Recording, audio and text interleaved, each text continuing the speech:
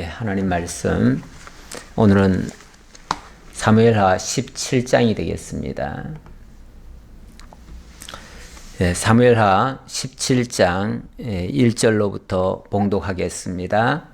아히도벨이 또 압살롬에게 이르되 이제 내가 사람 12,000명을 택하게 하소서. 오늘 밤에 내가 일어나서 다윗의 뒤를 추적하여 그가 고나고 힘이 빠졌을 때에 기습하여 그를 무섭게 하면 그와 함께 있는 모든 백성이 도망하리니 내가 다윗 왕만 쳐 죽이고 모든 백성이 당신께 돌아오게 하리니 모든 사람이 돌아오기는 왕이 찾는 이 사람에게 달렸음이라. 그리하면 모든 백성이 평안하리이다 하니 압살롬과 이스라엘 장로들이 다 그 말을 옳게 여기더라. 아멘. 아히도벨이 또 압살롬에게 모략을 베풀었습니다. 압살롬은 이 아히도벨을 지금 모사로 삼았지요. 원래는 다윗의 모사였는데 이 사람이 다윗을 배신하고 압살롬 편에 섰습니다. 정확한 그것은 알지 못하지만 다윗과 사감이 있었던 것 같아요. 이 아히도벨이 상당히 지략가이긴 한데 그런데 이 사람이 그 밧세바의 할아버지 격이라고 제가 지난번에 말씀을 드린 바가 있습니다. 그렇다면 다윗이 밧세바를 범한 것에 대해서 사실 앙심을 가지고 있었을 수도 있어요. 물론 그거는 추정입니다. 추정이긴 하지만 어쨌든 지금은 분명히 다윗의 대적이 된 것은 분명합니다. 자, 그래서 압살롬을 부추겨서 다윗을 아주 곤란하게 만들어요. 지난번에도 이 사람의 작품 중에 첫 번째 작품이 뭐냐 하면 다윗은 성을 비우고 지금 도망을 갔잖아요. 도망을 갔는데 이 압살롬을 데리고 다윗 성으로 들어왔습니다. 왕궁으로 들어왔어요. 들어온 다음에 첫 번째 한 일이 뭐냐면 아버지가 남겨놓은 후궁들 10명을 동침하라는 거예요. 이거는 일종의 그 정복자들이 정복지에 있는 그 왕의 여인들을 취함으로써 내가 이 왕권을 합법적으로 내가 취했다. 이 왕권을 내가 물려받았다. 물론 합법은 아니죠. 합법은 아니고 이제 무력으로 그것을 완전히 점령을 했다라고 하는 일종의 표식이에요. 표식인데 과거에 남의 나라를 쳐들어간 그런 왕이 그 왕을 굴복시키기 위해서 사실은 왕은 이제 잡으면 왕은 죽입니다. 죽이고 그 왕과 함께 살던 여자들을 다 취해서 내가 이 왕이 가졌던 그 모든 부귀 영화 또는 그 사람들까지 다 내 소유로 삼았다라고 하는 증표로서 그의 아내들을 취하는 경우가 있었어요. 물론 이거는 남의 나라에 정복해 들어갔을 때 정복자들이 하는 짓 중에 하나입니다. 그런데 사실 그 압살롬은 아버지잖아요.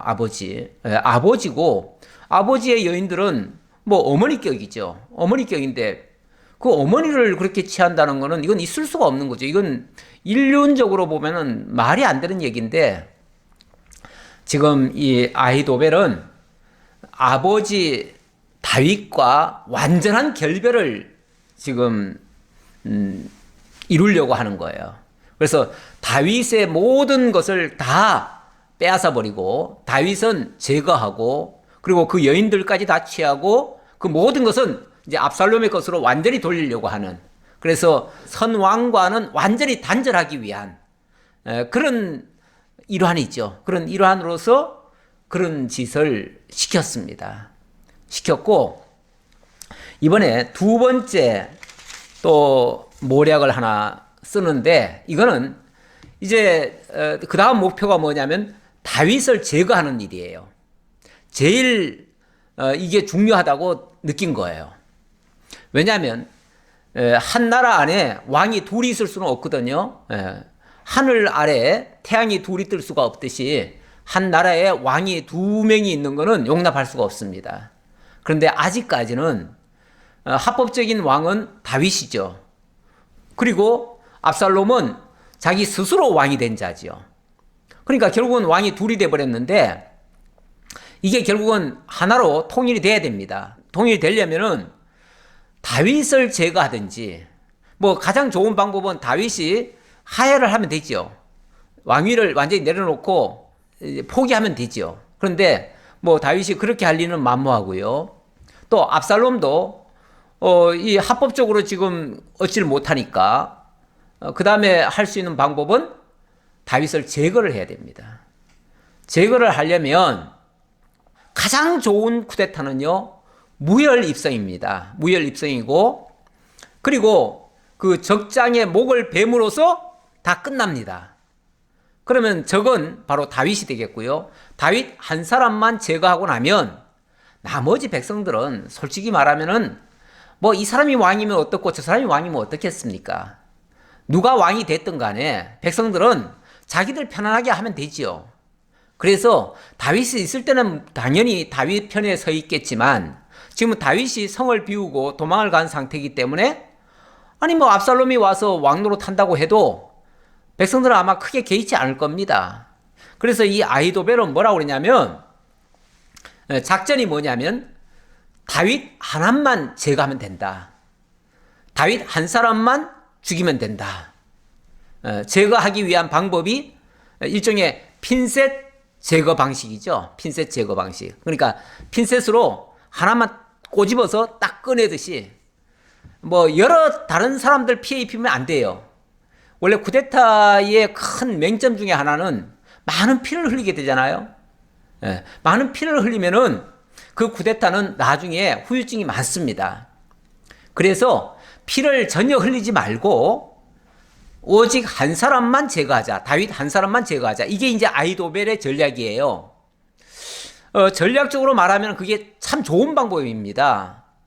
할 수만 있으면 그게 최선의 방법이에요. 그런데 어떻게 왕 한 사람만 딱 제거를 할 수 있겠습니까? 제거하기가 힘들지요. 근데 뭐 이 아히도벨은 어떤 전략을 썼냐면은 이렇게 얘기합니다. 아히도벨이 또 압살롬에게 이르되 이제 내가 사람 12,000명을 택하게 하소서. 저에게 군사 12,000명만 주세요. 그 말이죠. 12,000명만 주세요. 그러면 제가 오늘 밤에 다윗 한 사람만 딱 꼬집어서 끄집어내 가지고 다윗 한 사람만 제거할 겁니다. 그러면 다 끝납니다. 그 얘기예요. 그래서 오늘 밤에 내가 일어나서 다윗의 뒤를 추적하여 그가 고나고 힘이 빠졌을 때에 기습하여 그를 무섭게 하면 그와 함께 있는 모든 백성이 도망하리니 내가 다윗 왕만 쳐 죽이고. 바로 전략은 이겁니다. 지금 다윗은 사실 도망가다가 지금 지쳐 있을 겁니다. 틀림없이. 왜냐하면은 뭐 왕으로서의 행차를 한 게 아니고 완전히 사실은 신발도 못 신고 도망갔어요. 얼마나 급하게 도망갔든지. 신발도 못 신고 도망갔으니 얼마나 멀리 갔겠어요. 얼마 못 갔지요. 얼마 못 가고 틀림없이 이제 가다 보면은 이제 강이 있거든요. 요단강이 있는데 그 요단강 나루턱에서 지금쯤 거기 좀 쉬고 있을 겁니다. 그러니까 이 아히도벨이 이 말을 하는 거 보면 벌써 다윗이 어느 정도 지금 도망갔을 것이며 지금 어떤 상태에 놓여 있을 것인가를 다 깨고 있어요. 참 이 지략가들의 생각은요, 일반인들의 생각을 뛰어넘습니다. 그래서 우리가 이제 바둑을 보면은 이 고수들은요, 이 하수들은 사실은 몇 보 앞을 잘 내다보지 못합니다. 그래서 내가 여기다가 바둑알을 놓으면 다음이 어떻게 전개될지를 잘 몰라요. 그래서 상대방이 어떻게 나올지를 보고 그제서야 움직여요. 그런데 고수들은 그렇지 않습니다. 보통은 10수, 많이 보는 사람은 100수까지 내다봅니다. 그래가지고 그 사람들은 바둑판을 완전히 꿰고 있어요. 깨고 있어요. 마치 우리가 아주 복잡한 지도를 이제 많이 본 사람들은, 길을 많이 다닌 사람들은 지도를 많이 보잖아요. 지도 많이 본 사람들은 뭐 골목골목을 다 깨고 있습니다. 그렇듯이 바둑 잘 보는 사람들도 그 기보 전체를 다 꿰고 있어요. 그래서 어떤 그 바둑 기사들은 보면요, 만약에 바둑을 떴는데 패배를 했어요. 뭐 승리했을 때도 마찬가지예요. 그 사람들은 바둑을 뜰 때는 예를 들어서 1시간을 걸린다고 치면은 그걸 나중에 다시 복습을 합니다. 그걸 복기라고 그러죠. 복기를 하는데 복기할 때 보통 몇 시간씩 걸려서 복기를 합니다. 그러면은 한 자리도 어긋남이 없이 자기가 떴던 것을 그대로 놓습니다. 이거는 그 멀리까지를, 막 백수까지를 다 내다본 거예요. 지략가들이 대단한 거는 그렇게까지 멀리 다 내다보니까 대단한 거예요. 그러니 상대방이 웬만해서는 피할 방법이 없죠. 그래서 아이도벨의 이 모략은요, 아주 적중할 수 있습니다. 만약에 이대로 간다면요, 다윗은 꼼짝없이 오늘 밤에 죽게 됩니다. 그래서 이 아히도벨이 자신만만하게 얘기합니다. 저에게 군대 12,000명만 주시면은 제가 오늘 밤에 뒤쫓아가서 다윗이 어디쯤에 지금 숨어 있을 걸 다 아니까 제가 기필코 다윗 한 사람만 죽일 겁니다. 죽이는데 그 죽이는 방법은 갑자기 기습을 해버리면, 한밤중에 다 고온이 자고 있을 때 한밤중에 기습을 해버리면 모두가 다 놀라가지고 다 도망갈 거 아닙니까? 그러면 다윗 혼자 놔두고 다 도망갈 겁니다. 그러면은 다윗 한 사람만 잡아다가 죽이고, 그러면은 게임 끝입니다. 그러면 다른 사람들은 전부 다 압살롬에게로 다 돌아올 겁니다. 이렇게 얘기하는 거죠. 아주 정확히 내다본 거예요. 다윗으로서는 굉장히 위기죠. 예, 만약에 이게 그대로 실행된다면 위기예요. 그런데 3절, 모든 백성이 당신께 돌아오게 하리니 모든 백성이 돌아오기는 왕이 찾는 이 사람에게 달렸습니다. 그리하면 모든 백성이 평안하리이다 하니 압살롬과 이스라엘 장로들이 다 그 말을 옳게 여기더라. 와, 그 좋은 계획이다. 정말 좋은 계략이다. 그대로만 될 수 있다면 이건 대성공이죠. 그래서 일단 참 좋다고 생각을 했어요. 그런데 압살롬이 너무 쉽게 얘기를 하니까요. 너무 쉽게 12,000명만 주면 올 밤에 다윗을 당장 죽일 수 있다고 하니까 뭔가 약간은 의심스러운 마음이 든 거예요. 그러니까 이 사람이 왜 너무 확신을 가지고 얘기를 하면요, 그게 진짜여서 확신을 가지고 얘기한 건데도 불구하고 설마 그렇게 쉬워? 이렇게 의심하는 사람들도 있어요. 우리가 성경 전체가 하나님의 언약과 성취로 구성되어 있고 이렇게 돼서 이런 결론이 나온다라고 얘기하면 성경을 너무 쉽게 얘기하는 것 같으니까 사람들이 성경이 그렇게 간단해? 그렇게 쉽단 말이야? 이상한데? 그리고 의심하는 사람들도 있어요. 사실 뭐 그렇게 복잡할까요? 어떤 사람들은 성경을 너무너무 어렵게 풀어가는 사람들도 있어요. 뭐 저도 어렵다는 소리를 가끔씩 듣습니다만은 저는 굳이 변명하자면 어렵다기보다는 아마 처음 들어본 소리가 많을 거예요. 왜 그러냐면 평소에 다른 교회에서들, 다른 목회자들이 잘 하지 않는 용어나 그런 방식으로 제가 풀어가는 경향이 있거든요. 그러다 보니까 아무래도 생소하지요. 처음 들어봤지요. 사람들은 익숙한 거는 잘 안다고 생각하는데 익숙지 않은 것들은 어렵다라고 생각이 돼요. 그래서 어려운 말이 두 번, 세 번 자꾸 전달이 되면 들어본 사람은 그게 쉽습니다. 그런데 들어보지 않은 사람한테는 괜히 어렵게 느껴져요. 그래서 목사님 설교는 너무 어려워요. 잘 이해가 안 돼요. 그게 어렵다는 뜻이 아니라 내가 지금까지 안 들어본 소리라는 뜻이겠죠. 저는 그렇게 생각이 듭니다. 그래서 이거는요, 다른 방식이 없어요. 다른 방법이 없고 자꾸 들어봐야 돼요. 자꾸 들어보면 그때는 그래, 맞아, 그랬었지 하고 이해가 되어집니다.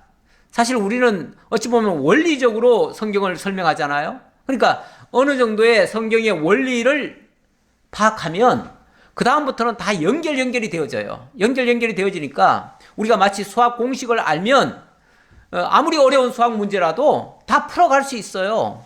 그렇듯이 너무 복잡하게 느끼지 말고 간단 명료하다. 하나님의 말씀은 단순하다. 이렇게 생각하고 접근하면 그렇게 어려운 건 아니에요. 그런데 이제 여러 가지 사례들이 있다 보니까 생소하게 들리는 용어들도 있고 뭐 지명들이 나오면 지명들도 우리가 잘 모르니까 현장감이 없지요. 그래서 조금 어렵게는 느껴지지만 사실은 어려운 게 아니에요.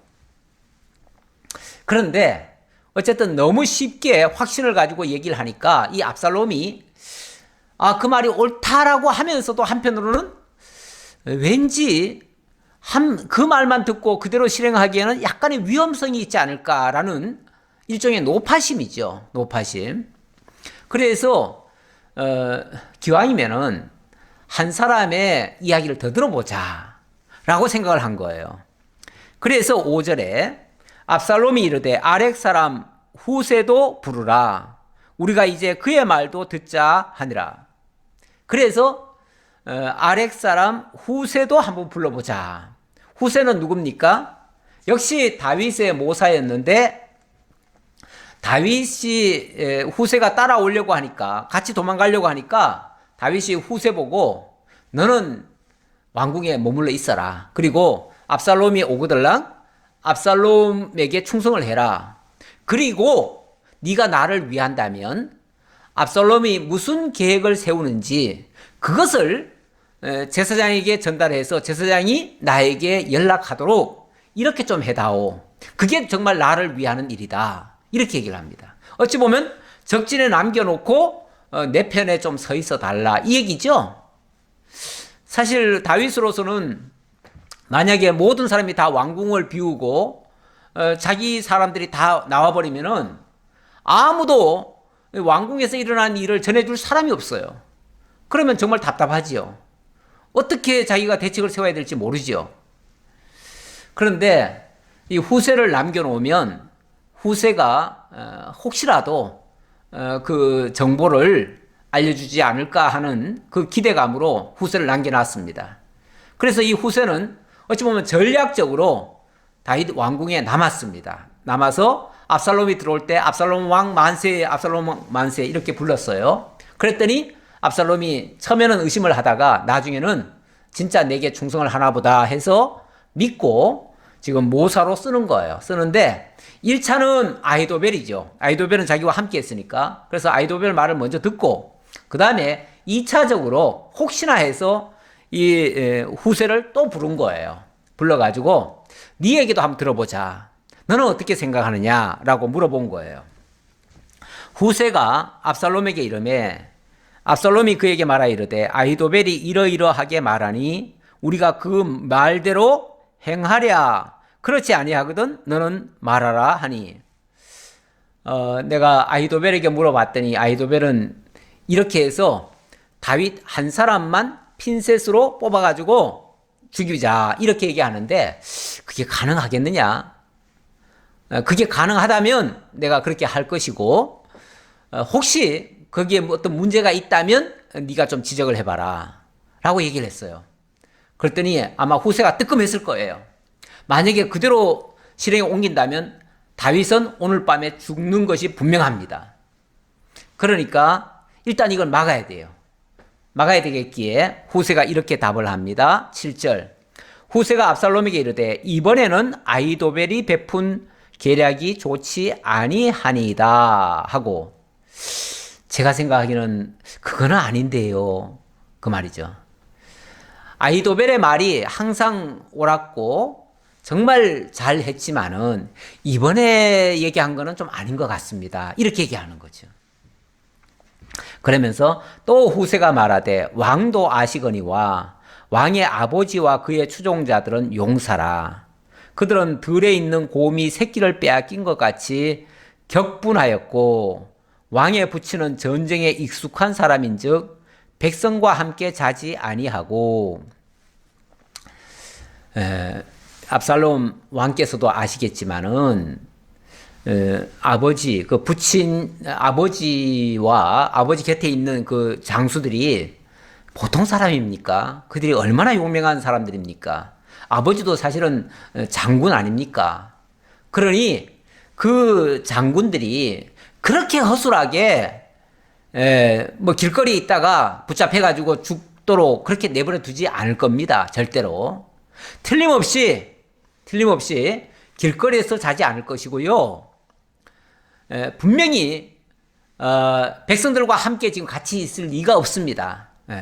그들은 틀림없이 어느 굴이나 어떤 아주 비밀한 장소에 들어가서 거기서 지금 어떻게 하면은 이 압살롬이 이 우리를 공격하러 올 텐데 그것을 어떻게 역습을 해서 단번에 그들을 제압하고 다시 왕궁을 접수하러 오려고 준비하고 있을 겁니다. 다윗이 보통 장수입니까? 이렇게 얘기를 했어요. 압살롬이 생각해봐도 맞지요. 아니 다윗이 정말 보통 장수입니까? 다윗이 옛날에 그 사울 왕보다도 사울은 천천히요 했을 때 다윗은 만만이라고 그랬어요. 10배 이상 그만큼 뛰어난 지략가였어요. 그런 사람이 진짜 아히도벨이 말한 것처럼 그렇게 허술하게 길거리에서 백성들과 함께 머물러 있겠습니까? 절대 그럴 리가 없습니다. 틀림없이 혹시 일부러 길거리에서 백성들하고 같이 있는 척은 할 수 있습니다. 그러면은 예를 들어서 아히도벨이 군대를 가지고 그 백성들을 치려고 왔다고 칩시다. 그러면 다윗은 다른 쪽에서 그것을 다 지켜보고 있을 겁니다. 그러다가 오히려 역습을 해가지고 이 아히도벨의 군대를 완전히 진멸시킬 겁니다. 그러니 이 작전은 옳아 보이지 않습니다. 이렇게 얘기한 거죠. 자, 그러면서 9절 지금 그가 어느 굴에나 어느 곳에 숨어 있으리니 혹 무리 중에 몇이 먼저 엎드러지면 그 소문을 듣는 자가 말하기를 압살롬을 따르는 자 가운데서 패함을 당하였다 할지라. 그러니까 어디 숨어 있다가 갑자기 오히려 역습을 한다 그 말이죠. 역습을 하면 그러면 꼼짝없이 당할 것이고요. 역습을 당한다는 말은 함정에 빠진다는 거죠. 함정에 빠지면은 보나마나 그들은 이제 혼비백산에서 도망칠 겁니다. 그렇게 되면 결국은 아히도벨이 이끌고 간 군대는 완전히 패전을 할 것이고 그러면 그 여선을 몰아서 오히려 다윗이 이 성으로 역습에 들어올 겁니다. 이렇게 얘기하는 거죠. 자, 그러면서 10절 비록 그가 사자 같은 마음을 가진 용사의 아들일지라도 낙심하리니 이는 이스라엘 무리가 왕의 아버지는 영웅이요 그의 추종자들도 용사인 줄을 알미니이다. 다윗 왕이 얼마나 영웅으로 대접받고 있는데요, 백성들한테. 그러니 그런 식으로 허술하게 간단하게 하려다가는 큰일 납니다. 그래서 저는 이렇게 제안합니다. 11절 나는 이렇게 계략을 세웠나이다. 온 이스라엘을 단부터 부엘세바까지 바닷가의 많은 모래같이 당신께로 모으고 친히 전장에 나가시고 우리가 그 만날 만한 곳에서 그를 기습하기를 이슬이 땅에 내림같이 우리가 그의 위에 덮여 그와 그 함께 있는 모든 사람을 하나도 남겨두지 아니할 것이요. 하나도 남겨두지 아니할 것이요. 그 말은 몽땅 다 한꺼번에 다 제거해야 됩니다. 일종의 일망타진법이죠. 자, 아히도벨이 먼저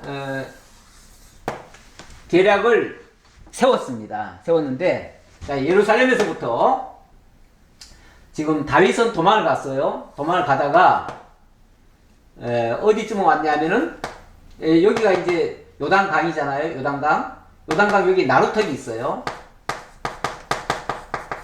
나루턱이 있는데 여기 강가에쯤에 지금 와 있어요. 와 있는데 요거는 누구든지 다 알고 있어요. 지금 이 압살롬 쪽에서도 알고 있고 멀리 못 갔죠. 왜냐하면은 더 빨리 도망갈 뭐가 없잖아요. 진짜 맨발로 도망 나왔으니까요. 예. 그리고 정말 울면서 막 분해가지고 백성들도 막 울면서 따라왔잖아요. 그 따라온 사람도 많지는 않아요. 많지는 않은데 겨우 그렇게 하다가 백성들과 함께 걸어가지고 도망을 가다 보니까 멀리 못 갔어요. 그런데 여기에 대해서 아이도벨의 계략은 핀셋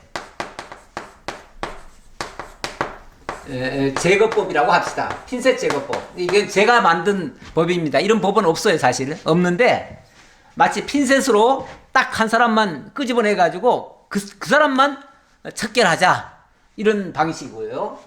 지금 후세는 이건 이제 일망타진법입니다.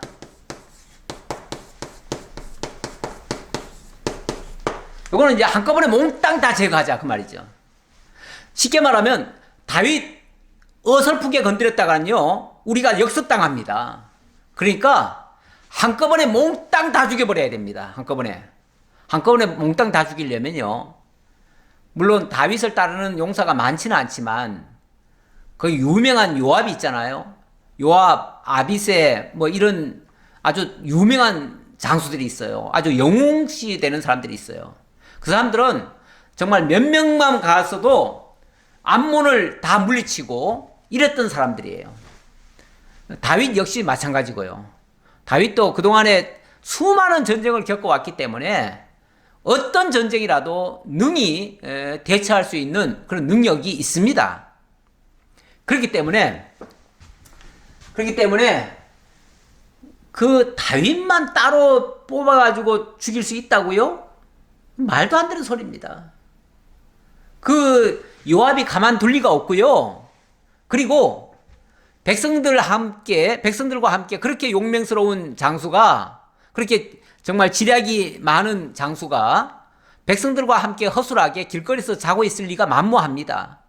그러니 분명히 숨어 있을 테고, 예를 들어서 여기 있으면은 어딘가에 숨어 있을 테고, 백성들은 여기 있다고 치고, 그러면 만약에 여기서 오면은 백성들 중간에 이제 다윗이 있는 줄 알고 공격했다가 자칫하면 역공을 당합니다. 역공당하면 꼼짝없이 그 군대가 패전을 당하고, 그러면 그 군대 이끌고 오히려 역습을 할 수 있습니다. 그러니까 한꺼번에 일망타진을 해야 됩니다. 일망타진을 하려면은 적은 숫자 가지고 안 됩니다. 12,000명 가지고 안 됩니다. 어림도 없습니다. 차라리 이번 기회에 아예 다윗을 따르는 모든 무리를 한꺼번에 다 제거하는 게 좋습니다. 어차피 다윗 제거해도요, 다윗 따르는 사람 많이 놔두면은 그들이 또 골치 아프게 할 겁니다. 그러니까 한꺼번에 다 죽여야 됩니다. 다 죽이려면 전체 이스라엘에 소집령을 내려야 됩니다. 그래가지고 이 안에서부터 이 당까지 이 모든 여기에 있는 모든 군대를 다 동원을 해야 됩니다. 다 동원해가지고, 다 동원하면은 보통 전체 군대가 다 모이면요, 한 40만 명이 됩니다. 쉽게 말하면 한 40만 명 모아가지고 한꺼번에 가가지고 몽땅 다 제거해버려야 됩니다. 쉽게 말하면 어설프게 건드리면 안 됩니다. 그 얘기죠. 자, 그렇게 얘기하면서 그와 함께 있는 모든 사람을 하나도 남겨두지 아니할 것이요. 하나도 남겨두지 않을 것이요. 어차피 다윗 편의 선자들은 한꺼번에 제거하지 않으면은 다윗 못 죽입니다. 다윗은 끝까지 아마 버틸 겁니다. 그 얘기죠.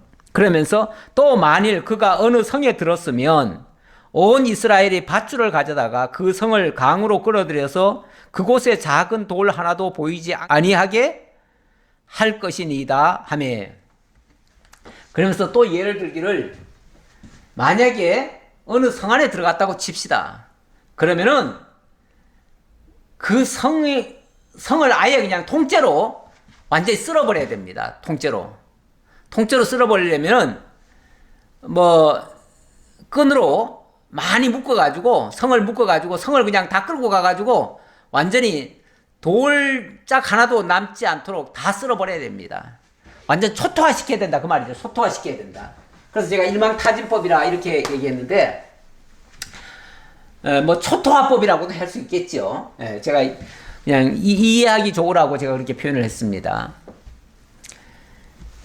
사실 이 후세의 이 계략은 좀 억지죠. 억지예요. 현실적으로 그게 가능하겠습니까? 만약에 그렇게 하려면은 세워라 내워라죠. 왜냐면은 한꺼번에 백성들 다 끌어모으려면 시간도 많이 걸리고요. 그러면은 어찌 보면 다윗에게 기회를 열어주는 거예요. 도망갈 기회를 주는 거예요. 물론 만약에 실제로 그 일이 이루어지면은 굉장히 위험하기는 위험하지요. 또 그리고 많은 백성들이 피를 흘리겠죠. 왜? 다윗 곁에 있었다는 죄로 한꺼번에 다 죽어야 되니까요. 요즘 그 아프가니스탄에 보니까 미군이나 그 유엔 동맹국에 협조한 사람들은요, 나중에 발견되면 다 죽여버리더라고요. 그러니까 그거는요, 아예 그 악의 씨를 조금도 안 남겨두겠다는 거죠. 자기들한테 반대되는 사람은 몽땅 다 죽여버리겠다는 거죠. 근데 그렇게 하려면은 피를 무척 많이 흘려야 되고요. 그러려면은 그거 소탕 다 하려면은 아마 세월도 많이 걸려야 될 거예요. 그게 하루아침에 되지 않습니다. 하루아침에 되는 방법은 대통령 하나 딱 제거하면 돼요. 그러면 제일 쉬워요. 사실은 뭐 아프가니스탄이 무너질 때 대통령이 밤에 도망가니까 바로 함락된 거 아니에요? 대통령이 끝까지 버텨야 국민들도 버틸 여력이 있습니다. 그런데 대통령 도망가면은 뭐 백성들 더 이상 버틸 여력이 없지요. 자, 약간 얘기가 빗나갔는데요. 압살롬과 온 이스라엘 사람들이 이르되 아렉 사람 후세의 계략은 아히도벨의 계략보다 낫다 하니 이는 여호와께서 압살롬에게 화를 내리려 하사 아히도벨의 좋은 계략을 물리치라고 명령하셨음이더라. 누가 아히도벨의 좋은 계략을 물리치라고 명령하신 거예요? 여호와께서. 그리고 보니까 압살롬이 누구 말을 들었습니까? 압살롬이 누구 말 들었어요? 바로 이 아히도벨의 계략을 폐하고 후세 말을 들었어요. 이 하나님이 그렇게 명하셨대요. 다시 말하면 하나님께서 압살롬의 마음속에 아히도벨의 그 계략은 뭔가 좀 부족한 것 같다라는 생각이 들게 되고 후세의 이 계략은 이거 완벽하다. 왜? 몽땅 다 제거하라니까. 깨끗이 다 제거할 수 있으니까. 그러면 나중에 후유증도 없을 거 아니에요? 원래 뭐든지 깨끗하면은 나중에 후유증이 없잖아요. 그런데 뭐 일을 하는데 뭐 예를 들어서 몸에도 예를 들어서 어떤 균이 있다. 그런데 그 균만 싹 뽑으면 된다. 말은 쉽지만 그 균만 뽑으면은 그 옆에 오염된 것들이 또 난리를 칠 수가 있잖아요. 그러니까 어떻게 해요? 독한 약을 써가지고 몽땅 그 주변까지 다 제거해야 된다. 지금 그 방법이거든요. 근데 얼른 생각해 보면은 그 하나만 쏙 빼내는 것보다 전체를 다 떼내는 게 더 낫겠다. 그래서 그 환자의 그 병을 치료할 때도 그 암이 있으면은 암 덩어리만 이렇게 떼내는 사람들이 있는가 하면은 아니면은 거기에 퍼져 있는 장기까지 몽땅 다 드러내는 경우도 있지요. 어찌 보면 후세는 몽땅 다 드러내자는 얘기예요. 근데 아히도벨은 그것만 제거하자 그런 얘기였는데 하나님께서는 아히도벨의 이 계략을 따르지 않게 하고 압살롬 보고 후세의 계략을 따르도록 했다. 왜 그랬을까요? 일단은 하나님이 그렇게 명하셨다고 했는데 압살롬을 망하게 하시려고 그렇게 했다. 압살롬에게 화를 내리려고 그렇게 하셨다. 이렇게 되면 이거는 성공하지 못할 것이고 이렇게 되면 압살롬이 이제 화를 입을 거예요. 다시 말하면 압살롬이 망할 거예요. 압살롬 망하게 하려고 하나님 그렇게 했다. 아니 하나님께서 왜 압살롬을 망하게 했을까? 일단은 그건 이제 하나님이 하신 일이고요. 일단 압살롬 입장에서 보면 압살롬은 이거는 완전히 다윗 하나만 제거하자라는 계획보다 몽땅 다 다윗 편에 선 사람들은 몽땅 다 제거하는 게 낫겠다라고 생각을 했는데 이건 사실은 과욕입니다. 욕심이죠. 원래 욕심이 과하면요, 이 판단력이 없어집니다. 욕심이 없을 때는요, 아주 냉철하게 분별을 합니다. 모든 사람이 다 그래요. 욕심이 없을 때는요, 객관적으로 뭐든지 봅니다. 근데 욕심이 딱 들어가는 순간부터는요, 자기 입장에서 보고요, 어느 것이 더 이득일까만 생각합니다. 부작용 같은 거 생각 안 합니다. 그러다 보니까 무리수를 두게 돼요. 원래 욕심 때문에 무리수가 나오고요. 그 무리수는 결국은 자기 파멸로 이어질 수 있어요. 그래서 욕심 부리는 건 굉장히 위험한 겁니다. 그런데 어쨌든 그렇게 욕심을 냈다. 그러다가 결국은 후세의 계략을 들었다. 후세는 당연히 다윗 편에 서 있는 사람이죠.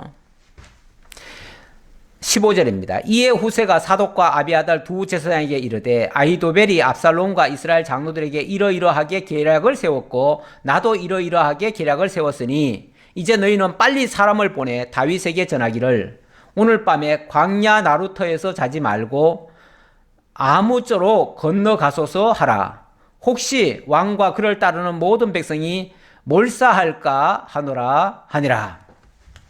그래서 후세가 어쨌든 자기도 계략을 세웠고 아히도벨도 계략을 세웠는데 아직은 압살롬이 최종적으로 어느 걸 채택할지는 몰라요. 모르는데 어쨌든 이 두 계략이 있다는 사실은 빨리 다윗에게 알려야지요. 이 계략을 알려줘야 다윗이 거기에 대해서 대비를 할 거 아닙니까? 안 그러면은 다윗은 설마 뭐 아들이 나한테까지 쫓아오겠어? 이 밤에 쫓아오겠어? 나는 지금 지쳤는데 그리고 여기 하룻밤 자자. 내일 일은 내일 걱정하자. 그리고 아마 있을 거예요. 근데 이 사실이 빨리 알려지지 않으면 자칫하면 아히도벨의 계략을 따를 수도 있어요. 지금 압살롬이 후세의 계략을 따랐다는 말은 이건 결과론적인 얘기지 지금 그 자리에서 내가 네 계획을 듣겠다 이 소리 한 게 아니에요. 그렇기 때문에 아직은 후세 입장에서 봤을 때는 어느 계략이 압살롬이 따를지는 몰라요. 그래서 만반의 대비를 세워야 돼요. 그래서 빨리 사람을 보내려고 두 제사장에게 이 사실을 알렸습니다. 그러니까 두 제사장은 그 사실을 어떻게 합니까? 그때 요나단과 아히마아스가 사람이 볼까 두려워하여 감히 성에 들어가지 못하고 엔로겔가에 머물고, 이 엔로겔이라고 하는 거는 이게 셈이라고 그래요. 셈. 로겔 셈이라고 하는데 그 로겔 셈 곁에 머물고 어떤 여종은 그들에게 나와서 말하고 그들은 가서 다윗 왕에게 알리더니 일단 지난번에 왜 다윗이 후세를 왕궁으로 돌아가라고 하면서 거기에는 제사장 사독과 아비아달이 있다 그랬어요. 그리고 사독의 아들 아비아달의 아들 여호마스와 요나단과 이 두 사람, 그러니까 사독과 아비아달에게 후세가 전달하니까 이 사람들이 자기 아들들에게 전했어요. 아들들 전하니까 이 아들은 한 여종을 보낸 겁니다. 아무래도 자기네들이 움직이면은 그게 발각이 될 확률이 높잖아요. 그래서 성을 완전히 벗어나지는 않고 일단은 우물 곁에서 아마 만나기로 한 것 같아요. 여종을 만나기로 한 것 같아요. 그래서 우물 곁에서 여종에게 이 사실을 알려주었어요. 그러니까 이 여종이 다윗에게로 달려간 거죠. 그렇게 해서 18절 한 청년이 그들을 보고 압살롬에게 알린지라 그 두 사람이 빨리 달려서 바울임 어떤 사람의 집으로 들어가서 그의 뜰에 있는 우물 속으로 내려가니 그 집 여인이 덮을 것을 가져다가 우물 아기를 덮고 찌은 곡식을 그 위에 널매 전혀 알지 못하더라. 자, 그런데 이제 우물가, 옛날에 보면은 우물가에서 무슨 역사들이 많이 일어나요. 그런데 자, 우물가를 만남의 장소로 해가지고 거기서 이 전달을 했어요. 했는데 이 모습이 아무래도 수상하잖아요. 수상하니까 어떤 사람이 압살롬에게 보고를 한 것 같아요. 이 요아스와 요나단 두 사람이 거기서 어떤 여인하고 뭐 쏙닥쏙닥 거리고 있는데 아무래도 좀 수상합니다. 그러니까 빨리 그놈들 잡아라 그랬겠죠. 그러니까 이게 이제 발각이 되니까 요아스와 요나단이 도망을 쳤어요. 도망을 치고 어디로 도망을 쳤냐면 바우림 어떤 사람의 집으로 들어갔다 그럽니다. 바우림이라고 하는 지역에 어떤 사람의 집으로 들어갔어요. 어떤 사람인지 정확히 몰라요. 근데 자고가 그리 도망갔어요. 도망갔더니 그 집에는 뜰 안에 우물이 있어요. 우물이 있고 우물 안에 이 두 사람을 숨긴 거예요. 숨기고 그 여인이 그 집 안주인이 그 우물 위에다가 곡식들을 갖다 널어놓은 거예요. 옛날에 우물들이 좀 깊잖아요. 깊은 데로 사람이 들어간 다음에 거기 위에 뚜껑을 덮고 뚜껑 위에다가 저 곡식들을 말린 거죠. 그러니까 나중에 사람들이 찾아와서 아무리 둘러봐도 없지요, 뭐. 없으니까 이제 그 자초지종을 물었죠. 여기 분명히 두 사람이 들어온 것 같은데 그들이 어디 갔느냐, 뭐 이런 식으로 물었겠죠. 그래서 압살롬의 종들이 그 집에 와서 여인에게 묻되 아히마아스와 요나단이 어디 있느냐 하니 여인이 그들에게 이르되 그들이 시내를 건너 가더라 하니 그들이 찾아도 만나지 못하고 예루살렘으로 돌아가니라. 이리 두 청년이 들어왔지 않느냐? 들어왔는데 그 사람들은 어디로 갔느냐? 사실대로 얘기해라 하니까 그 사람들이 우리 집에 들어오더니만 저렇게 담을 넘어가지고는 저쪽 시내로 그 요단강이죠. 그러니까 요단강을 건너갑디다. 그쪽으로 막 도망갑디다. 이렇게 얘기한 거죠. 그래서 아무리 찾다 못 찾아가지고 결국은 그들은 돌아갔어요. 그리고 나서 21절 그들이 간 후에 두 사람이 우물에서 올라와서 다윗 왕에게 가서 다윗 왕에게 말하여 이르되 당신들은 일어나 빨리 물을 건너가소서 아히도벨이 당신들을 해하려고 이러이러하게 계략을 세웠나이다. 뭐 한 여인을 보냈다고 하지만 이거는 아마 실패한 것 같아요. 성공한 것 같지는 않아요. 그리고 이 요아스와 요나단이 달려서 다윗에게로 달려가서 이 사실을 보고를 했습니다. 자, 그랬더니 다윗이 일어나 모든 백성과 함께 요단을 건널새 새벽까지 한 사람도 요단을 건너지 못한 자가 없었더라. 자, 그래서 여기 나루턱을 다 건넜어요. 다 건넜어요. 건너면 여기가 길르앗 땅입니다. 길르앗 땅이고 이쪽에 이제 암몬이 있고요. 자, 다 건넜습니다. 아히도벨이 자기 계략이 시행되지 못함을 보고 나귀의 안장을 지우고 일어나 고향으로 돌아가 자기 집에 이르러 집을 정리하고 스스로 목매어 죽음에 그의 조상의 묘에 장사되니라. 참 이제 자중질환이라고 하죠. 자중질환. 이 압살롬에게서 자중질환이 일어난 겁니다. 어떻게 자중질환이 일어났냐면 이 아히도벨이 자기가 다윗을 제거할 수 있는 유일한 방법을 제시를 했는데 그게 지금 안 먹혀 들어갔잖아요. 안 먹혀 들어가고 이 후세의 계략을 따르겠다고 하니까 그러면은 우리는 끝났어. 우리는 안 돼. 지금 만약에 다윗을 제거 못한다면 그러면 다윗이 틀림없이 역습할 것이고 역습하면 우리는 꼼짝 못하고 다 죽을 수밖에 없어. 우리는 끝났어. 그렇게 되면 나는 이제 역적의 수장이 될 것이고 그러면은 나는 잡혀서 다윗에게 엄청 고문당하다가 결국은 죽게 될 텐데 적에게 잡혀서 죽느니 차라리 내가 죽는 게 낫겠다.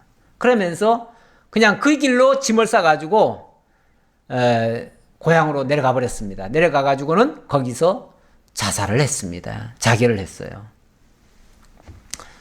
참 악인의 비참한 최후지요. 어떻게 이런 생각까지 할까요? 원래 악인들의 생각은요, 정말 무모한 짓을 하고 그리고 그게 성공하면 부귀영화 누릴 것이고 만약에 그게 실패하면 그러면 그냥 다 끝낸다.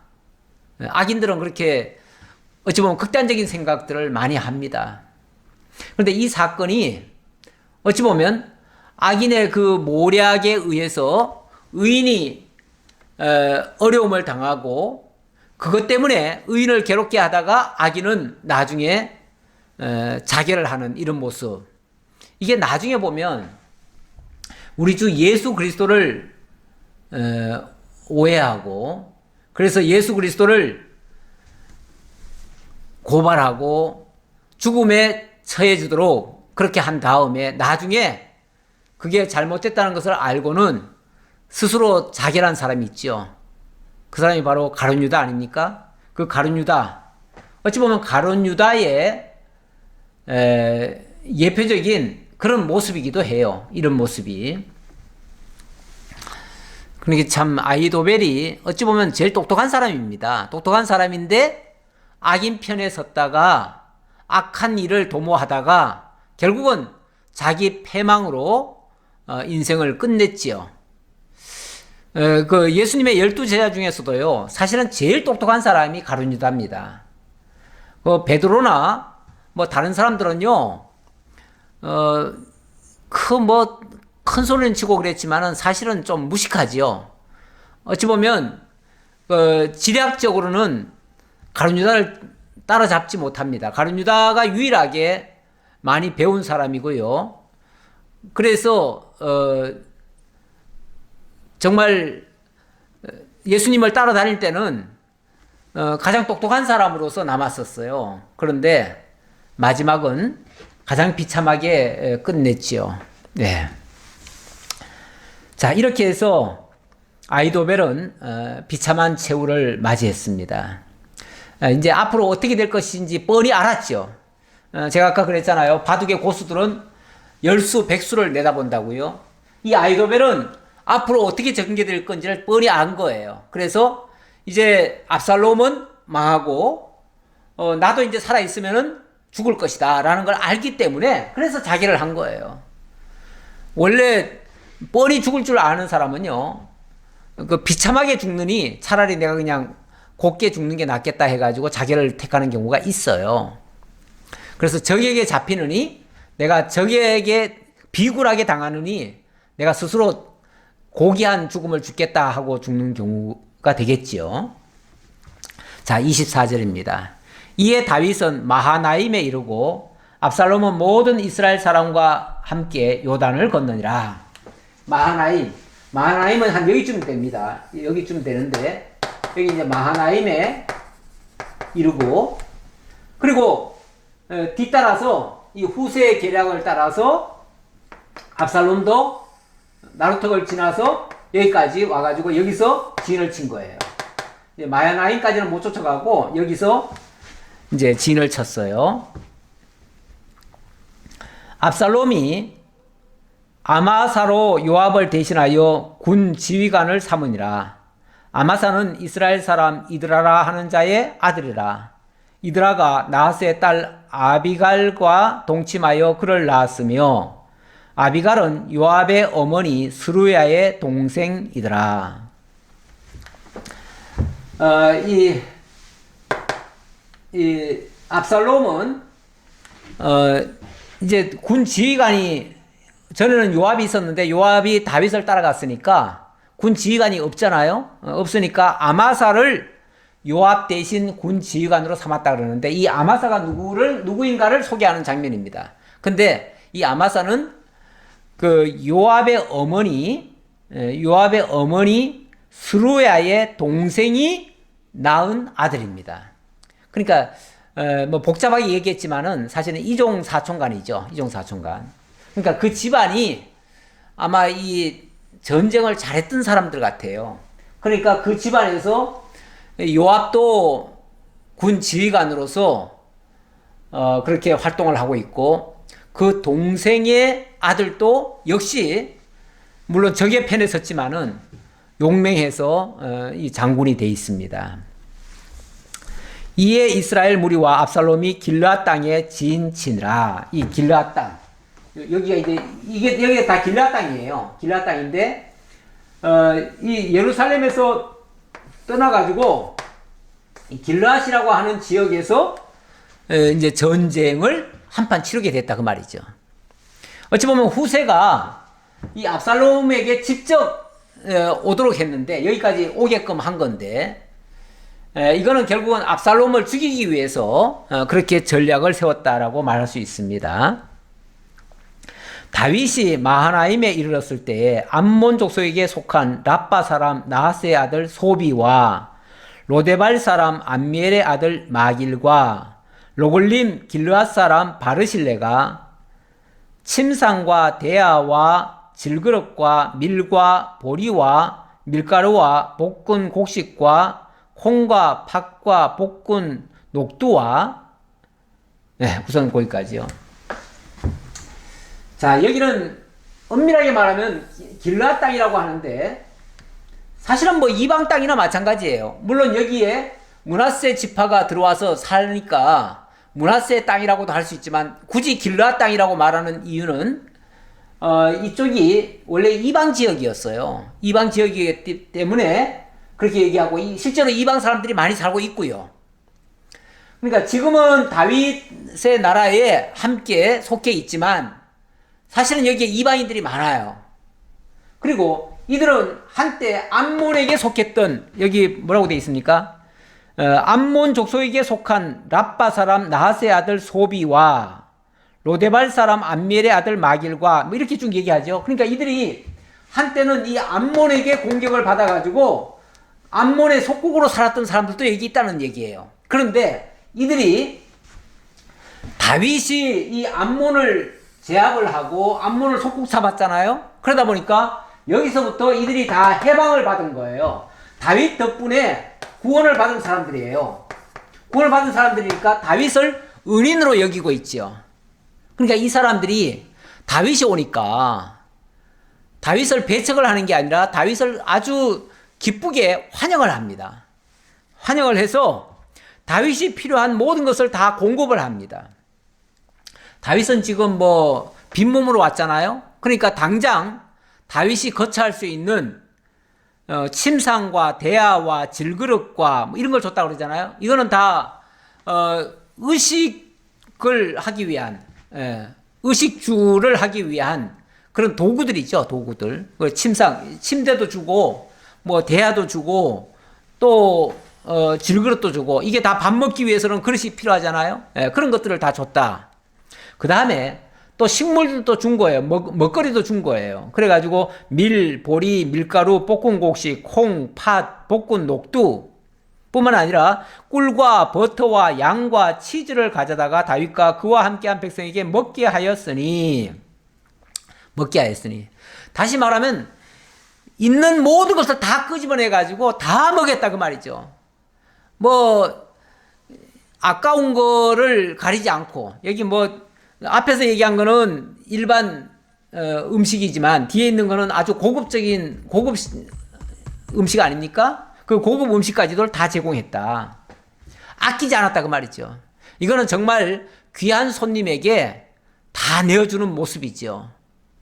왜 그렇게 했는가? 이는 그들 생각에 백성이 들에서 시장하고 고원하고 목마르겠다 함이더라. 이게 이제 측은지심이죠. 일종의 자비심이죠. 그냥 자비심이 발동하는 게 아니라 어찌 보면 자기들을 구원해준 그 다윗의 응공에 대해서 지금은 다윗이 공격에 빠졌잖아요. 공격에 빠졌으니까 그 다윗을 돕고자 하는 그 측은지심에 의해서 이렇게 하는 거죠. 어찌 보면 그 받은 바 은혜에 대한 갚음이기도 하지요. 그동안 다윗이 그래도 악하게 하지는 않았었다. 백성들에게 악하게 하지는 않았었다. 비록 자기가 섬기던 사울에게 쫓겼었고요. 그리고 또 자기가 낳아서 길러준 아들에게 지금 쫓기고 있습니다. 그러니까 쉽게 말하면 자기 측근에 있는 사람들한테는 쫓기고 오히려 이방 쪽에 있는 사람들한테는 환영을 받고 이런 모습입니다. 쉽게 말하면 동족은 괴롭히고 또 이방 민족은 환영을 합니다. 환영. 이게 무슨 일입니까? 여기서 또 영적인 의미라고 할까요? 또 교훈이라고 한다면 이것도 일종의 장차 우리 주 예수 그리스도께서 자기 동족에게는 핍박을 받아서 십자가에 못 박혀 죽음에 처해지도록 그렇게 내던져지고요. 동족에게는 그렇게 되죠. 근데 오히려 이방인들이 그 예수를 믿음으로 말미암아 구원에 이르게 되죠. 그래서 이방인들은 오히려 환영을 해요. 그래서 지금 보면은 우리 주 예수를 그리스도로 믿고 의지하고 따르는 자들은요, 동족들이 아니고 이방인들이에요, 이방인들. 그래서 이방인들이 지금 다 예수를 믿고 하나님의 자녀가 되고 이렇게 되죠. 지금도 유대 동족들은요, 예수를 거부하고 있어요, 지금도. 예. 이렇게 될 것에 대한 일종의 예표적인 사건이라고도 볼 수 있습니다. 그러니까 우리 하나님이 하시는 일이 참 얼마나 기묘한지 모릅니다. 동족들한테는 미움을 받게 하고 이방인들에게는 환영을 받게 하고. 그래서 우리 예수님은 또 그런 표현도 하셨죠. 선지자가 자기 고향에서는 대접받지 못한다고요. 예. 자기 동족에게는 미움받고 쫓겨나고 이렇게 된다, 그 얘기죠. 실제로 이렇게 예표적으로 보여주는 사건들이 역사 속에서 그대로 이루어졌습니다.